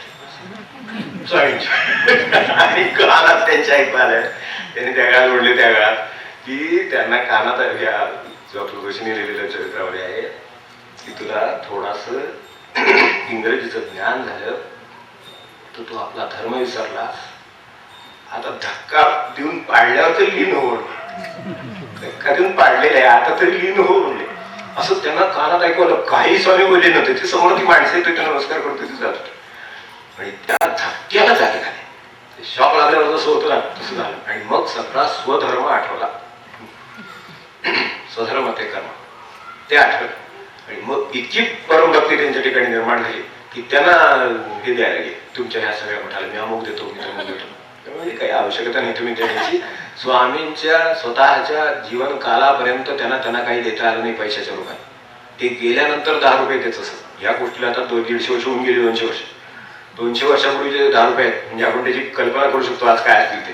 दर महिन्याला 10 रुपये देत असत. हे 10 रुपयाला किंमत नाही, त्याच्या मागच्या भावनेला किंमत आहे. आणि ती कोणत्या पद्धतीनं आली आणि तिचा उपयोग काय झाला, कशी आली ह्याला किंमत आहे. आणि त्या एका धक्क्याने सुद्धा संतांच्या ही गोष्ट घडू शकते माणसाच्या आयुष्यात. ही अगदीचं प्रमाण संतांच्या बाबतीत एक सोपा आहे. त्यांनी नुसतं सांगितलेलं, जर करायचं ठरवलं तर उरलेली जबाबदारी त्यांनी घेतलेली असते सगळी. त्यांनी सांगितलेलं अमुक कर की त्याची जबाबदारी त्यांच्यावर असते आणि तिथे निभावतात. हा अनुभव येतो. आता ज्यांचं सांगितलं त्याच ज्यांच्या गुरूंच्या ज्यांनी लिहिलेलं चरित्र आहे स्वामींच्याच बद्दल आहे.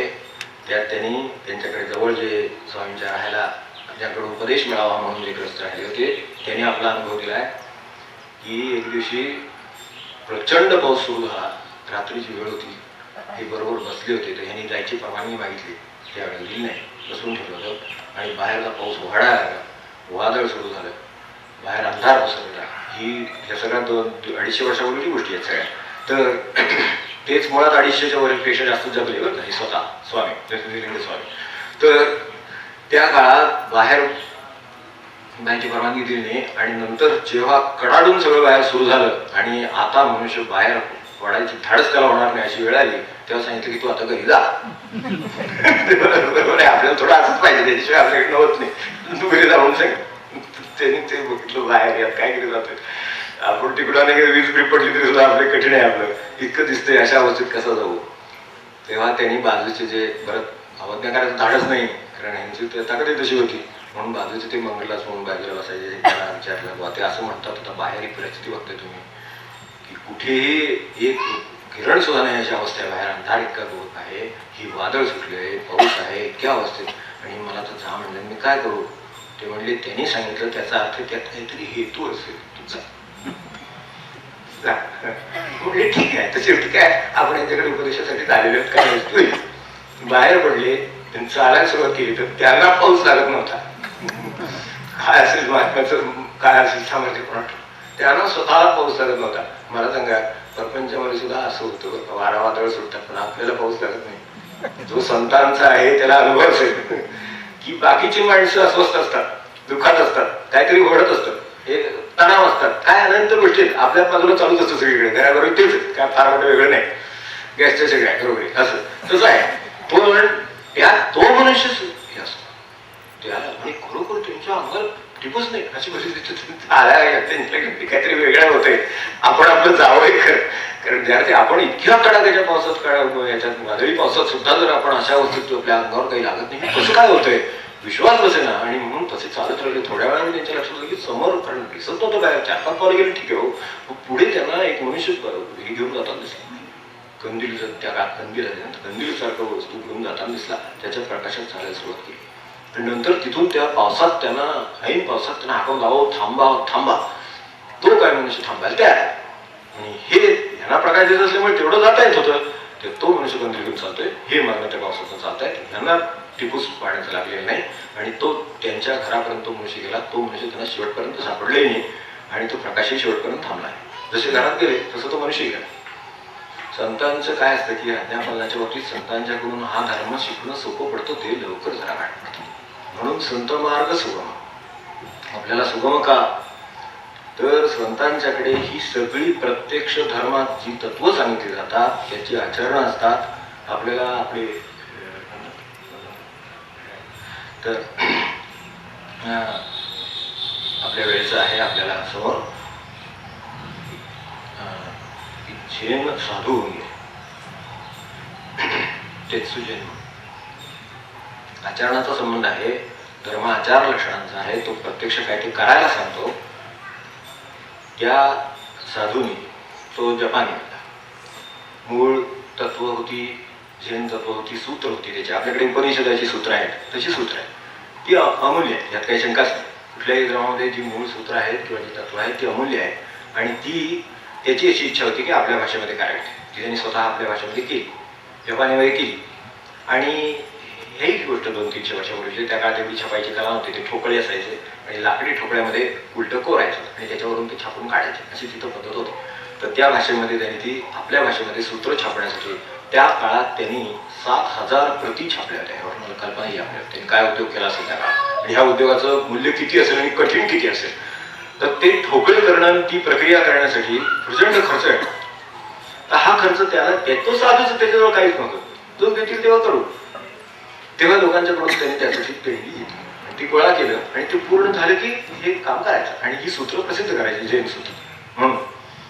तर ती जैन सूत्र त्यांनी ते प्रसिद्ध करण्यासाठी देणग्या गोळा केल्या. त्या पुरेशा झाल्या त्याच्या हातात. त्यावेळेला त्याच्या गावामध्ये जपानमध्ये जी गोष्ट आहे तिथे पूर आला आणि पुरामुळे पुढे सगळी पिकं जाऊन दुष्काळ पडला. आणि त्या दुष्काळामध्ये लोकांची अन्नान्न दशा झाल्या. ह्या दशा घटना त्याच्याबरोबर घडायला लागल्या. तशी त्यांनी जे सूत्र प्रसिद्ध करायचं ठरवलं होतं ते थांबव आणि ते सगळे पैसे त्यांनी अन्नाचं दुर्भिक्ष दूर करायला वापरले. सगळं सूत्र छपायसाठी गोळा केलेले पैसे अन्न लोकांना गरिबांना देण्यासाठी, ज्याच्या पदरात काही नाही त्याला देण्यासाठी वाटले आणि ते पैसे संपले. पुन्हा यांना लोकांच्याकडे जाऊन मागायला सुरुवात केली. असं झालं. तो काळ मागे पडला. पुन्हा रुटीन सुरू झालं. जसे यांनी काम मागायला सुरुवात केली. लोकांनी पैसे दिले. पुन्हा ते छापायचा प्रश्न आला. ते छापायच्या वेळेला दुसऱ्या वेळेला त्या गावामध्ये या सगळ्या गोष्टी खरोखर चिकण्यासारख्या झाल्या. त्या गावामध्ये एक साथ आली आणि त्याच्यामध्ये माणसं मृत्युमुखी पडायला लागली. त्याने पुन्हा सगळीकडे अनावस्था निर्माण झाली. तेव्हा लोकांची परिस्थिती बिघडली. त्याने विचार काय केला की ते सूत्राचे पैसे आता गोळा झाले होऊ शकतात आता, पण हे करण्यापेक्षा लोकांचे फोटो भरणं गरजेचं आहे. पैसे पुन्हा वाटून टाकले. तिसऱ्या वेळेला ज्यावेळी त्यांनी प्रयत्न केले या साधूंनी संतांचं का शिकावं आजच्या काळात आहे आणि सगळं आहे. आता मला सांगा कृतज्ञतेचा भाग आहे की लोकांच्या घेतलेल्या देणगीचा विनियोग करण्याचं बंधन आहे, पण त्याच्यापेक्षा जास्त कृतज्ञतेने आलेलं बंधन आहे की सूत्रापेक्षा सुद्धा त्याचं आचरण त्यांनी महत्वाचं घेऊन आज माणसांना ज्यांना अन्नान्न अवस्था आहे तिथे ते पोहोचवलं. हे त्यांनी काम केलं. ही दुसऱ्या वेळेला घटना घडली. तिसऱ्या वेळेला जेव्हा हे केलं तेव्हा मात्र काम त्याचं पुरं झालं. त्यांनी प्रचंड राबवून त्या लाकडी ठोकळे तयार केले. त्याच्यावरती सगळी लिपी तयार केली आणि त्याच्यातून ती सूत्र छापली. त्याला 7,000 प्रतिपुळे त्याच्या प्रसिद्ध झाल्या. त्या जपानीमध्ये त्याच्याविषयी असं म्हटलं जातं, ते लक्षात आपल्याला ठेवायचं म्हणून हे आधीचं सगळं इतिहास सांगितला त्याचा, की त्या जपानीमध्ये हा जो तेत्सुजन होता त्याच्याबद्दल पिढ्यानं पिढ्या, कारण ही सूत्रपणी इतकी लोकप्रिय झाली. आजही अशा तऱ्हेची काही सूत्र आहेत. बरं, कोणाला अभ्यासाची इच्छा असेल तर त्याला सूत्र पुरवतो. तर आणि ती इकडून मुळात गेलेली आहे. हे त्याचं वैशिष्ट्य पण ती इकडूनच तिकडे गेलेली आहे. तर ती जी सूत्र आहेत त्याचं मूळ इकडे आहे. तर तशी सूत्र काही उपलब्ध आहेत. तर ती सूत्र पुढे पिढ्यानं पिढ्या लोकांना मार्गदर्शन करत होती. चांगलं जगायला शिकवित होती. पुढे ती सूत्र कसं चांगलं जगावं ते सांगितलं ना, मनाधीन आणि देहाधीन. तसं नाही, देवाधीन ते जगायला शिकवणारी सूत्र होती. आणि त्यामुळं आनंदाला मार्ग माणसाला देणारी आणि प्रत्यक्ष समाधानाची प्राप्ती करून देणारी सूत्र होती. त्या सूत्राविषयी शिकवताना आई वडील, त्यांचे पुढे मुलं, त्यांची पिढ्या, अशा अनेक पिढ्या झाल्या. त्यामध्ये एकच म्हटलं जात असे की ह्या तेत्सुजननं वडील मुलाला सांगत, मुलगा पुढे त्याच्या मुलाला सांगे. तेत्सुजननं ती जी सूत्रांचे अनुवाद केले त्याच्या 3 आवृत्त्या काढल्या आणि तिसरी आवृत्ती जी काढली तिच्यापेक्षा पहिल्या 2 अधिक सरस होत्या. आपल्याला कल्पना येऊ शकेल की काय असेल की तिसरी जी आवृत्ती काढली तिच्यापेक्षा, तिसरी म्हणजे ती खरी आता हातात पडली, ती पहिल्या 2 आवृत्त्या काढल्या त्या ह्या तिसरीपेक्षा सरस होत्या. कारण हा आचरणात उतरलेला धर्म आहे. धर्म तर त्यात धर्म सांगितलेला असेल. शेवटी सूत्रात काय सांगणार, शेवटी धर्म सांगितलेला असेल. तो प्रत्यक्ष आचरलेला आहे. त्यामुळे हजारो लोकांना जर जीवनदान मिळालेलं असेल तर तो धर्म किती श्रेष्ठ असेल किंवा ती सूत्र किती श्रेष्ठ असेल आणि देणारा काय असेल आणि त्या पुरुषाचं महात्म्य काय असेल हे आपल्याला कळू शकेल. म्हणून आपण असा विचार करू की ही बंधन आहे ती कृतज्ञतेपोटी आलेली आहे. ती आपल्यावर लादावी. आपलं स्वातंत्र्याचा संकोच करावा म्हणून नाही. स्वातंत्र्य गेले की माणसाला त्रास होतो. बंधन आहे मंडळी हे स्वतः स्वीकारलेलं बंधन आहे, कोणी घातलेलं नाही आहे, पण ते घातलेलं आहे आणि त्यामुळे त्या नामाच्या बंधनात स्वीकारून माणसं जातात आपल्या. तर हे जे आहे हे माणसाला मुक्त करणारी गोष्ट आहे. म्हणून असं बंधन स्वीकारायला हरकत नाही. तर हे प्रत्यक्ष जगायचं म्हटलं की निर्धाराची गरज लागते आणि तो निर्धार कशातून येतो, तो माणसाला भक्तितीने प्रेमातूनच येईल. प्रेम बाळगावं सर्वभूती, जे शेवटी आहे सर्वाभूती प्रेम, ते बाळगूनच माणसाला हा निर्धार निर्माण होईल. निर्धार आपोआप कुठून निर्माण होत नाही. निर्धाराशिवाय कृती घडत नाही, सातत्य राहत नाही, ही गोष्ट खरी. पण तो निर्धार त्यातून हे कोण म्हणायचं, निसर्गदत्त म्हणायचं. आपण इथे बसलो, या भूमीशी निगडीत 3 संतांचा आपला संबंध आहे. आपल्या तिथे जी उपासना आहे त्यातल्या 3 संतांचा संबंध या भूमीशी आहे. गुरुदेवांचा आहे. इकडे पलीकडे आपण आता या बाजूला आता एक 10 किलोमीटरवर गेले की तिथे चिंदर आहे. तर तिथले आपल्याकडे कृष्णदास महाराज त्यांचं ते गाव, त्याचाही संबंध आहे. आपण उपासना प्रकट झाली वगैरे किंवा नरदया येऊन जे म्हणतो पण ते त्यांचे जन्मगाव इथे हे सोडून ते तिकडे गेले आणि मग पुढे समर्थांची सेवा केली वगैरे आपल्याला माहिती. तर तेही संबंधित आहे. आणि तिसरं कांदळगाव आहे पलीकडे, जे पलीकडे थोडे गेलं अजून एक अर्धा तास गेलं तर ते आपल्याकडे आपण आता बसलो मारुतीच्या समोरच, ते हनुमान जयंतीचाच जन्म होता त्यांचा, निसर्गदत्त, ते पलीकडे कांदळगावचे. तर ते पण जवळ आहे, पुन्हा कधी आलं पण राऊंड करून जायला ऐकत नाही दर्शन घेऊन. तर ते कांदळगावचे. ते म्हणत नाही की ही भक्ती आणि प्रेमानंच हा निर्धार येऊ शकतो माणसाच्या. आणि त्याच्यात अडथळे पण सांगून ठेवले त्यांनी की अश्रद्धा आणि अवज्ञा एवढे दोन गोष्टी सांभाळाव्या. अश्रद्धा आणि अवज्ञा यामुळे गुरु कृपेचा स्पर्श लांबणीवर पडतो असं म्हणायचं. अश्रद्धा आणि अवज्ञा या दोन गोष्टीमुळे गुरुकृपेचा स्पर्श माणसाचा लांबणीवर पडतो आणि म्हणून प्रगती आणि समाधान लांबणीवर पडतं. तर तेवढा आपल्या मार्गात आपण येऊ दिले म्हणजे निसर्गदत्तांचं आपल्याला काय घेतलं ते घेतल्यासारखं. तर या दृष्टीने आपण विचार करावा. हे केलं तर आपल्याला यात सांभाळणारा माणूस भेटतो. म्हणजे कसा भेटतो ते आपल्याला एक शेवटी सांगतो की आपल्याकडे आता तिसरा संबंध गुरुदेवांचा निघाला. तर गुरुदेवांचे गुरुंचे निंबार्की महाराज आपल्याला माहिती आहे.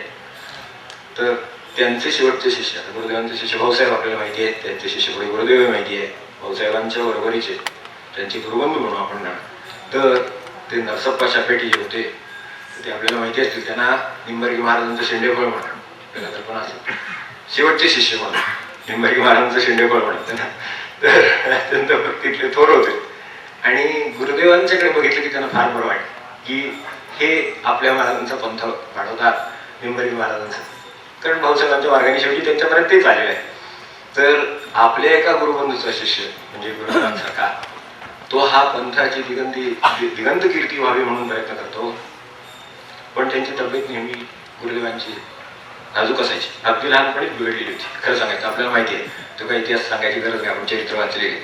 तर नरसप्पाला नेहमी त्याचं ह्याच्या नरसप्पा शापेटीला नेहमी वाईट वाटत की अरे हे चहावर राहतात नुसते. गुरुदेव नुसते चहावर राहायचे नाही का, नुसतं चहावरच होतं, पचायचं नाही, काही खातायचं नाही, काही पचायचं नाही, अशी अवस्था असायची. आणि त्यामुळे एवढासा चहा पी, त्यांचा तो वेगळा चहा असे थोडासा आणि थोडंसं दूध याच्या व्यतिरिक्त काही जात नसे. आणि त्यांची प्रकृती नेहमी क्षीण असे काही नाही. तर ती बघून त्यांना असं सताई नरसप्पाला असे यांच्या गुरूंचे गुरुबंध होते. पण ते निंबार्की महाराजांच्या समाधीवर हात ठेवीत कायम नित्याने आणि प्रार्थना करीत त्यांना की आपल्या गुरुला देव मानणार आहे, देवा तुझी कीर्ती वाढावी म्हणून हा अहर्निश झटतो. म्हणजे गुरुदेव बरं का, त्यांना ते लहान, त्यामुळे तुझी कीर्ती वाढावी म्हणून हा अहर्निश झटतो. तर त्याच्या मुखात अन्नाचा एक घास जाऊ नये हे तुम्हाला कसं चालतं, त्याला पचू नये एवढं सुद्धा. म्हणजे आपण जर खरं संतांचं काम करीत असू तर आपल्याला ह्या अडचणींच्या बद्दलचं काय आहे उत्तर त्याच्यासाठी हे फक्त सांगते. तर त्याच्या मुखात अन्नाचा एक घास जाऊ नये तर तू घाल अशी प्रार्थना करीत. गुरुदेवांना काय अन्न पचत नसते. ही सगळी वस्तुस्थिती बरेच दिवस बघितल्यावर नंतर काय म्हणत नाही का, ते मोठे होते आहे, ते पुढे 35 आहे. तर ते शेवटी असं म्हणत की महाराज म्हणजे निंबार्की महाराज की देवा तुझी कीर्ती वाढावी म्हणून हा अहर्निश झटतो. तर तू त्याच्या मुखात एकही अन्नाचा घास जाऊ देत नाही. मी आता मरणार, मी मेल्यावर तुझा हात धरून त्याला जेवायला घालायला भाग पाडतो की बघ काय असेल त्यांचं ही किती असेल सांभाळण्याची. म्हणजे आपली स्वतःची मानसिक तयारी किती म्हणजे संतांच्या मार्गामध्ये पडला आणि जर स्वधर्म सांभाळत असेल तर त्याला सांभाळणारा संतांचा संत निर्माण होतो सगळा आणि तो त्याला सांभाळ. आणि खरोखरच परिस्थिती अशी की पुढे नरसप्पाने देह ठेवला आणि त्या दिवसापासून गुरुदेवांच्या पोटात थोडं अन्न जायला लागलं आणि त्यानं ते पचायला लागलं. ही वस्तुस्थिती आहे म्हणून त्याचा विचार करायचा. इतकं सांभाळणार आपल्याला आहे तर आपण कशाला काळजी करायची. यात शेवटी आपण या भागामध्ये साधन म्हणून सोपं म्हणून नामाचाच उल्लेख केला. आपण नामाच्या दारात नसतो, त्याच्यापेक्षा आणखी नामाचं सांगण्यासारखं काय स्थान असेल तेवढं तरी आपण करा. ते आपण जास्तीत जास्त नवीन तेवढं करत राहू आणि त्याचाच संबंध आपल्या बरोबर आचरणाशी येईल या पद्धतीने करू. म्हणून मृत्युंतर मर्म यामध्ये सगळी जी आत्ताच्या पदामध्ये जे पाहिलं त्या पदात ही सगळ्या गोष्टी आहेत. त्या प्रत्येक गोष्टीचं मर्म सांगणार आहे की बंधनांचं काम मुक्ती देणं हे आहे, पण त्याचं आचरण हे मर्म आहे. बंधनांचं आचरण करीत तर मुक्त आहे, नुसती बंधनांचं करून नको. कृतज्ञता नियम आहे, त्याला कृतज्ञता नुसती चालत नाही, कृतज्ञता कृतिशील लागते. निसर्गदत्तांचंच वाक्य आपल्याला जर त्याचा संदर्भच हवा असेल तर निसर्गदत्त म्हणाले कृतिशील कृतज्ञता कृतिशील. मला वडील एक म्हणत अनेकदा, आता एकदा तुझ्या नावावर करायचंच आहे, एकदा आता करूनच टाकतो, आता माझ्या एकदा मोकळा झालो मी, एकदा सही केली म्हणजे मोकळा झालो. ते काही मोकळे होत नाही, त्याच्या नावावर काय होत नाही हे नव्हे, खरंच करायचंय. कृतज्ञता म्हणजे वरच असते असं नाही बरं का, खाली पण असते, मुलाच्याकडे पण असते. तर ती जी असती ती जी राबवायची आहे ती प्रत्यक्ष राबवणं. तुझ्यावर करायचंय, तुझ्यावर करायचं ते नव्हे, तुझ्यावर केलं तीच आहे, आणि हे घे, ही कृतिशील कृतज्ञता आहे. तर तशी कृतिशील असावी हे त्याचं मर्म आहे, ते आपल्याला करू दे. आणि जे नाम घेतो त्यांनी माझ्यात परिवर्तन होणं हा उद्देश आहे, हे लक्षात ठेवून नाम नुसतं नाम. तेव्हा एकदा ध्येय आपलं ठरलं की देव हे ध्येय, त्यासाठी संतांनी दिलेला मार्ग, त्याच्यामध्ये कृतज्ञता, त्यापोटी स्वीकारलेली बंधनं, आणि त्यासाठी असं साधन की ज्यामुळे माझ्या वृत्तीमध्ये फरक पडेल. बाकीचे सगळे फरक पाडता येतील. जगामध्ये 10 मजली बंगला उभा करणं सुद्धा कठीण नाही, जगामध्ये 10 एकर जमीन घेणं कठीण नाही, पण रागेटाचा शांत होणं कठीण आहे. काय वृत्तीचं कुठलंही घ्या, लोभाचा निर्लोभ होणं कठीण आहे, स्वार्थाचा निस्वार्थी होणं कठीण आहे. त्यामुळे तिथे जे कठीण आहे तिथे खरं काम आहे, तिथेच खरा आनंद आहे. त्यामुळे जे घ्यायचं ते साधन म्हणून आपलं हे ध्येय ठरलेलं असू दे, त्याचं मर्म कळलेलं असू दे. महाराज नेहमी म्हणायचे की ध्येयानुसार माणसाचं वर्तन होतं, म्हणून ध्येय ठरलेलं असतं. व्यापारी मनुष्य म्हणजे जरी तीर्थयात्रेला गेला तरी सुद्धा त्याच्या व्यापाराच्या गोष्टी तिथं काय आहे ते बघून येतोय. तुम्ही बघा, आणि खरोखर तसं आहे. तिकडे एखादा कापड व्यापारी जर कुठे गेला, काशीला जरी गेला तरी तिथं कापडाचे 4 नमुने बघून येतो. भाव कसा आहे, इथं कसा आहे, इथं मार्जिन किती आहे वगैरे वगैरे, तर ते सगळं बघून येतो. कुठून आणतात, काय करतात, हे सगळं करून आपण आपलं ध्येय ठेवा. मला हे ध्येय आहे ना, त्याच्यासाठी हे सगळे मार्ग आहेत ना, मग त्याला मी जाईन तिथून मला काय मिळेल तुम्ही लावा. अशा प्रकारे आपण राहिलो तर महाराज त्याला राम वस्तू म्हणतात. महाराजांचं एक वेगळं प्रवचन आहे, त्याच्यामध्ये आपलं लक्ष राम, आपलं राम हे ध्येय आहे ना, राम वस्तूकडे लक्ष असावं. ज्या वस्तूमध्ये राम आहे ती राम वस्तू ती कदाचित एवढंच तुकडा सुद्धा असेल, कसलंही काय नसेल, त्याला लौकिक दृष्ट्या किंमत पण नसेल, तुमच्या दृष्टी असेल ती तुम्हाला ध्येयाकडे नेणारी असेल, तर ती राम वस्तूकडे लक्ष असावं. म्हणाले आपण कुठेही गेलो तसं, जसं एखाद्याचं व्यापाराचं असतं सांगितलं यात्रेच्या तसं असावं. आणि नामाच्या बाबतीत काय असावं, तर इथे जे आता आपण अभंगामध्ये म्हटलं तेवढं फक्त एकदा ओळ म्हणूया, आणि त्याचा आपल्याशी संबंध काय आहे तेवढं शेवटची ओळ म्हणून. राम हा विश्राम, नाम हेची धाम, राम हा विश्राम, नाम हेची धाम, मृत्युंतर नाम कळो, मृत्युंतर आम्हा कळो. नाम हेची धाम, तर तसं आपल्याला काय जमेल का? नाम हेची धाम, नामाचं घर बांधून ठेवा. महाराजांच्या विषयी नामाचं घर पक्क. आपला ज्ञानेश्वरी फार वेगळा विषय होऊन गेला, आपल्याला आठवत. तेव्हा मी तर असं म्हणतो, आपल्याला प्रार्थना करून म्हणतो, अगदी नम्रतेनं म्हणतो, हे खरंच आहे. मला असं वाटतं की खरोखर जी वस्तू आपल्या मालकीची नाही ती आपल्या मालकीची आहे असं आपण समजतो, म्हणून मनुष्य दुःख भोगतो. प्रपंच आपल्या मालकीचा नाही, खरं सांगायचं, पण तो माझ्या मालकीचा आहे असं समजतो, म्हणून प्रपंच दुःख देतो. काय प्रपंच दुःख देईल? शक्यता नाही. तो माझ्या मालकीचा नाही, माझा नव्हे, तो त्यांचा आहे, मग तो दुःख देत नाही. आपल्याकडे गाडीवर ड्रायव्हर असतात, ट्रिपला गेले की रात्री उशिरा, कधी 12 वाजता, कधी 1 वाजता परत येतात. काय करतात? मालकाच्या दारात गाडी लावतात आणि आपल्या घरी झोपायला. तेव्हा प्रपंच ज्यांच्या मालकीचा आहे तो रामाच्या मालकीचा आहे. प्रपंचाची आपली गाडी रोज रात्री ज्याच्या मालकीचा आहे त्याच्या घरात लावावी, आणि आपण नामाच्या घरात विश्रांती घ्यायला जावं. जीवनात आनंद आहे की राहणार.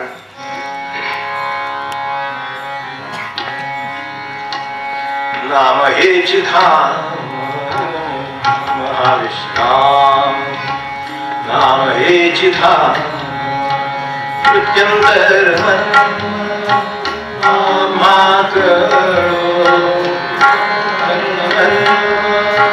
आम्हा करो देव हाच धर्म स्वधर्म ते कर्म देव हाच धर्म स्वधर्म ते कर्म देव हाच धर्म. वेळेची मर्यादा आहे.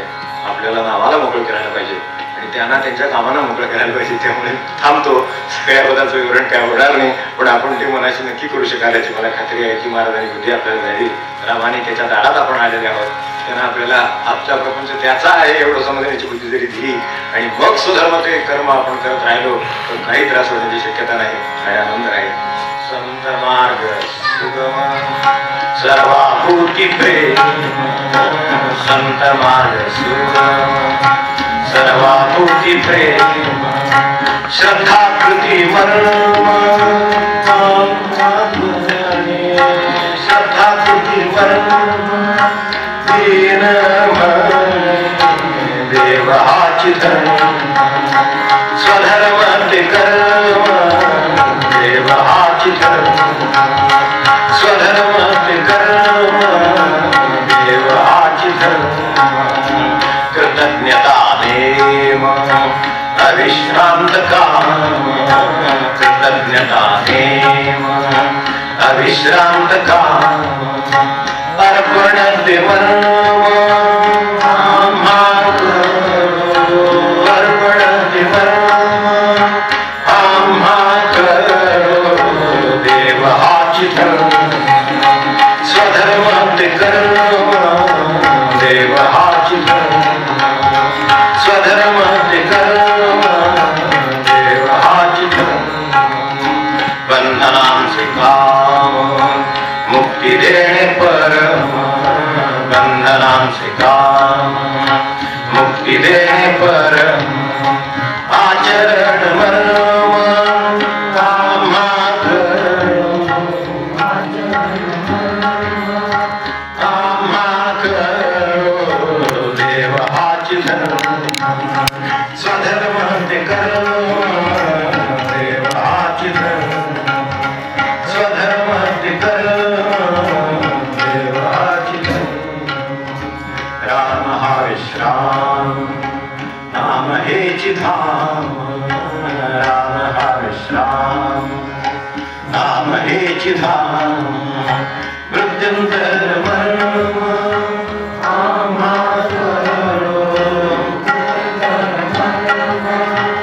आम्हा करो देव हाची धर्म स्वधर्म ते कर्म देव हाची धर्म स्वधर्म ते कर्म देव हाची धर्म संत मार्ग सुगम सर्वाभूती प्रेम संत मार्ग सुगम सर्वाभूती प्रेम श्रद्धा कृती मर्म दीन म्हणे श्रद्धा कृती मर्म दीन म्हणे देव हाची धर्म स्वधर्म ते कर्म देव हाची धर्म स्वधर्म ते कर्म देव हाची धर्म देव हाची धर्म.